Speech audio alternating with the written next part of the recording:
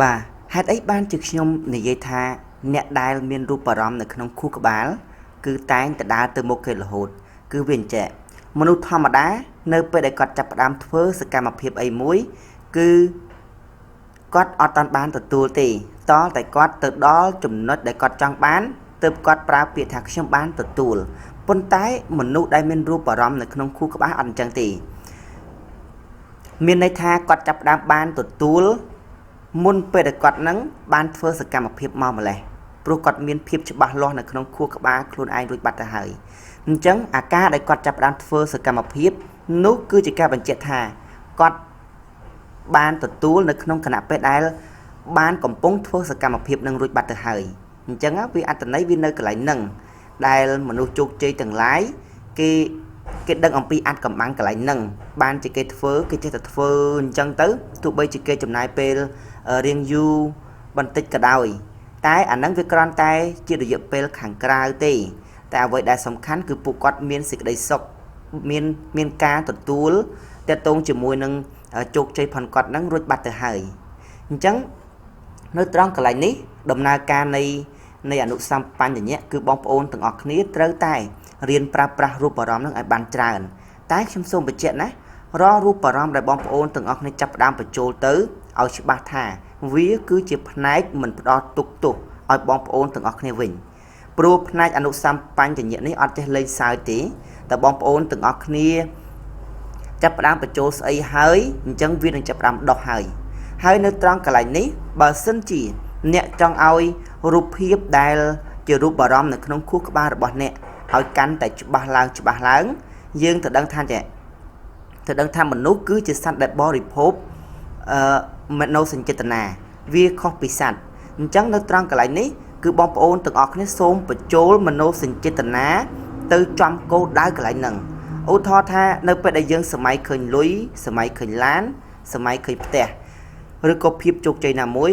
គឺយើងចាប់ផ្ដើមបញ្ចូលរាល់បំណងប្រាថ្នានិងមនោសញ្ចេតនាយើងទៅដាក់នៅក្នុងនឹងហាក់បីដូចជាយើងនឹងបានទទួលនៅក្នុងគណៈពេលនឹងរួចបាត់ទៅហើយនេះឯងដែលវាមានប្រតិកម្មបញ្ច្រាស់មកវិញចាប់ផ្ដើមឲ្យអ្នកធ្វើសកម្មភាពដើម្បីទៅទទួលនៅផ្នែកនឹង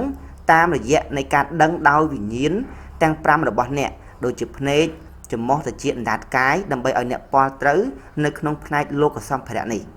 ប៉ុន្តែអ្វីទាំងឡាយវាចាប់ផ្ដើមកើតឡើងចេញពីគំនិតរបស់យើងជាមុនសិនអ្នកមានគំនិតទើបអ្នកចាប់ផ្ដើមមានសកម្មភាពប៉ុន្តែមនុស្សភាគច្រើនអត់បានដឹងអំពីអាចកំបាំងកន្លែងហ្នឹងទើបពួកគាត់ចាប់ផ្ដើមធ្វើអីឡើងគាត់ធ្វើការបង្ខំខ្លួនឯងគឺដឹងតែពីធ្វើម៉េចដើម្បីឲ្យខ្លួនឯងនឹងធ្វើសកម្មភាពការប្រើប្រាស់ទាក់ទងជាមួយនឹងសរីរាង្គរបស់ខ្លួនឯងដោយមិនមានកម្លាំងជំរុញមកពីខាងក្នុងអត់បានយូរទេតែមួយផ្លេតទៅគាត់ខ្ជិលហើយបាក់ស្បាតែម្ដងតែប្រភេទមនុស្សដែលមានរូបភាពនៅក្នុងខួរក្បាលអាចនិយាយបានថាបាទដួលហើយក្រោបរាល់ការដួលរបស់ពួកគាត់តែងតែចាត់ទុកថាពួកវានឹងគឺជាអ្នកជួយជំរុញពួកគាត់នឹងឲ្យទៅដល់ភាពជោគជ័យនឹងកាន់តែលឿនឃើញទេបើសិនជាគាត់អត់មានការដួលទេក៏គាត់មិនដឹងថាគាត់គួរតែក្រោបហើយដើរទៅតាមផ្លូវណានោះដែរអញ្ចឹងតើតោងជាមួយនឹងអ្នកដែលមានរូបភាពនៅក្នុងខួរក្បាលគេច្បាស់លាស់អញ្ចឹងបើទោះបីជាមានព្រះជាម្ចាស់មកប្រាប់ថាឬក៏មាននរណាម្នាក់មកប្រាប់ថាអ្នកឯងនឹងទទួលបរាជ័យហើយ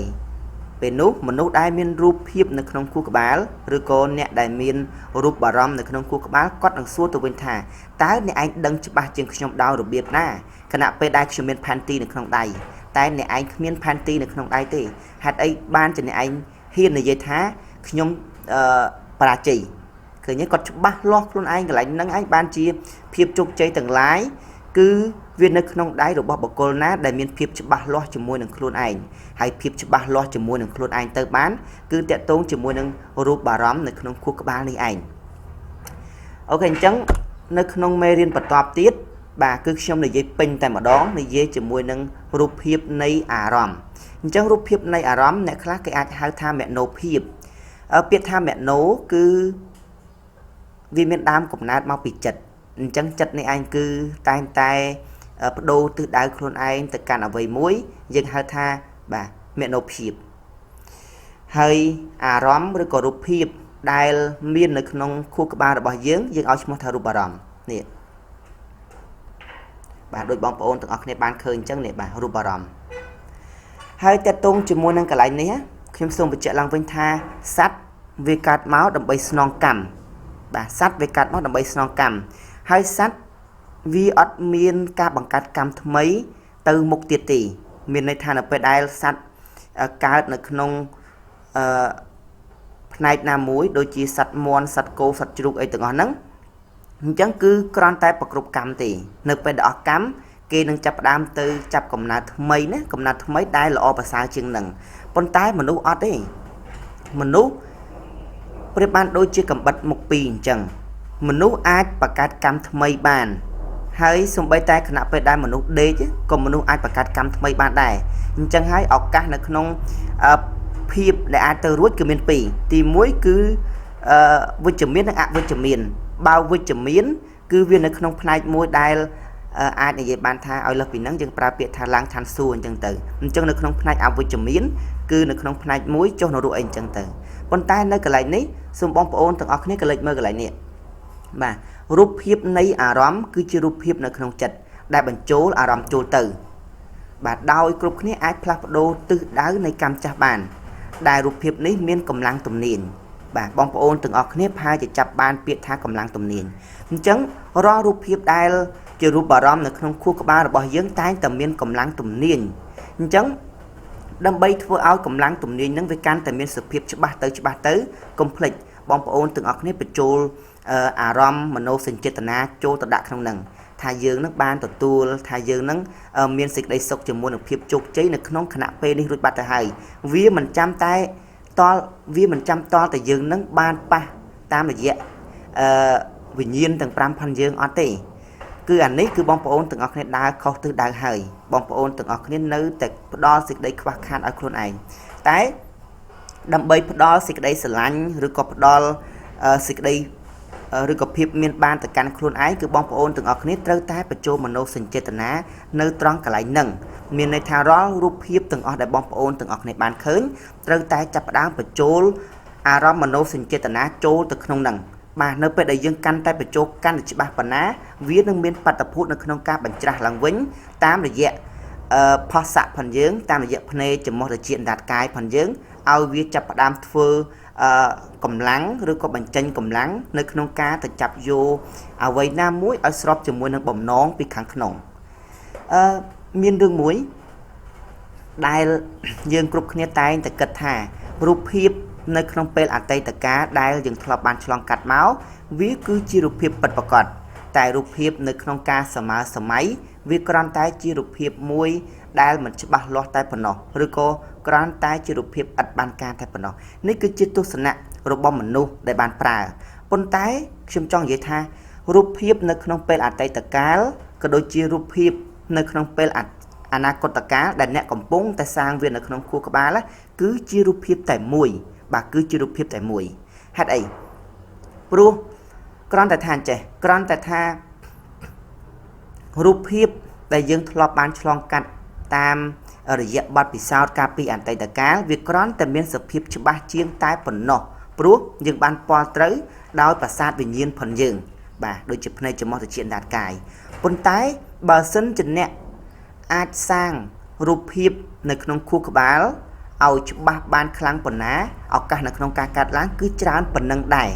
បាទច្រើនប៉ុណ្ណឹងដែរហើយដើម្បីធ្វើឲ្យរូបភាពទាំងអស់ហ្នឹងវាអាចច្បាស់ទៅបានគឺអ្នកត្រូវតែបញ្ចូលមនោសញ្ចេតនាខ្ញុំសង្កត់កន្លែងហ្នឹងម្ដងហើយម្ដងទៀតអ្នកត្រូវតែបញ្ចូលមនោសញ្ចេតនានៅពេលដែលអ្នកមានសេចក្តីសុខជាមួយនឹងរូបភាពណាមួយដែលអ្នកកំពុងតែមើលឃើញនេះអញ្ចឹងអ្នកនឹងបានទទួលឬក៏អ្នកនឹងបានកាន់វានៅក្នុងដៃហើយទោះបីជានៅក្នុងរយៈពេលអាចនៅក្នុងពេលវេលាខាងក្រៅចិត្តផងយើងវាយូរឬឆាប់អាហ្នឹងវាអាស្រ័យទៅតាមប្រភេទនៃបំណងប្រាថ្នាផងយើងហ្នឹងវាលឿនប៉ុណ្ណឹងដែរប៉ុន្តែរូបភាពទាំងពីរហ្នឹងគឺជារូបភាពតែមួយទេបាទគឺជារូបភាពតែមួយទេអញ្ចឹងហើយបានជាយើងឃើញថាក្មេងដែលគាត់ប្រើប្រាស់បាទក្មេងដែលគាត់ប្រើប្រាស់ខ្លាំងជាងគេគឺផ្នែកអនុសម្បញ្ញៈអញ្ចឹងគាត់អត់មានការត្រេះរិះពិចារណាអីទេអញ្ចឹងហើយបានជាអ្វីដែលគាត់ចាប់ផ្ដើម បញ្ចូលមកភ្លាមហ្នឹងគឺវាចូលមកក្នុងផ្នែកអនុសម្បញ្ញញ្ញៈហ្នឹងតែម្ដងអញ្ចឹងហើយបានជាវិធីសាស្ត្រនៅក្នុងការបង្រៀនក្មេងគេអត់ប្រើទ្រឹស្ដីទេព្រោះមនុស្សអាចចាក់ធ្លុះទ្រឹស្ដីបានតតែមនុស្សមានបណ្ដុំឬក៏សម្ព័ន្ធនៃគំនិតដើម្បីធ្វើការយល់ដឹងផ្នែកទ្រឹស្ដីហ្នឹងតែសម្រាប់កូនក្មេងអត់ទេគាត់អត់មានផ្នែកសម្បញ្ញញ្ញៈនឹងដើម្បីធ្វើការចាក់ធ្លុះនៅទ្រឹស្ដីមួយហ្នឹងទេអញ្ចឹងហើយគេប្រើរូបភាពទី1គេប្រើប្រាស់រូបភាពឲ្យគាត់ឃើញរូបភាពឬក៏មួយទៀតគេឲ្យក្មេងហ្នឹងគូឧទាហរណ៍ថានៅពេលដែលគេចាប់ផ្ដើមបង្រៀនក្មេងគេឲ្យក្មេងឃើញរូបភាពណាមួយដូចជាផ្លែអាឡឹកអញ្ចឹងនៅពេលដែលក្មេងចាប់ផ្ដើមឃើញផ្លែអាឡឹកហ្នឹងអញ្ចឹងហើយបានជាគេចាប់ផ្ដើមបញ្ចូលពាក្យគេប្រើពាក្យថា watermelon ឬក៏ផ្លែអាឡឹកអញ្ចឹងក្មេងគាត់ចាប់បានខ្លាំងណាស់អញ្ចឹងគាត់អត់ត្រឹមយល់តែពាក្យទេអត់ត្រឹមយល់តែបញ្ញត្តិទេតែគាត់អាចចាក់ធ្លុះដល់សភាវៈពាក្យថាអាឡឹកហ្នឹងវាមិននៅក្នុងពាក្យហ្នឹងវាមានដូចជាពណ៌វាមានដូចជារាងរៅមូលអីអញ្ចឹងគ្រប់សន្តានទាំងអស់ផ្នែកអនុសម្បញ្ញញ្ញៈហ្នឹងវាចាប់បានបាត់ទៅហើយបើវាចាប់បានអញ្ចឹងក្មេងគាត់ឆាប់ចាំជាងណាប៉ុន្តែផ្នែកមនុស្សធំយើងអត់ទេមនុស្សធំយើងគឺមានប្រព័ន្ធ security នឹងដោយស្វ័យប្រវត្តិអញ្ចឹងបើសិនជាខុសជាមួយនឹងជំនឿផ្នែកសម្បញ្ញញ្ញៈផនគាត់នឹងចាប់ផ្ដើមរុញច្រានវាចេញដោយសារតែវាខុសជាមួយនឹងទស្សនៈខាងក្នុងឧទាហរណ៍ថាគាត់ធ្លាប់មានជំនឿថាខ្ញុំគឺជាអ្នកក្រខ្ញុំកាត់មកដើម្បីតែក្រឃើញទេអញ្ចឹងអាគំនិតឬក៏ផ្នែកជំនឿនៅក្នុងសម្បញ្ញញ្ញៈនេះឯង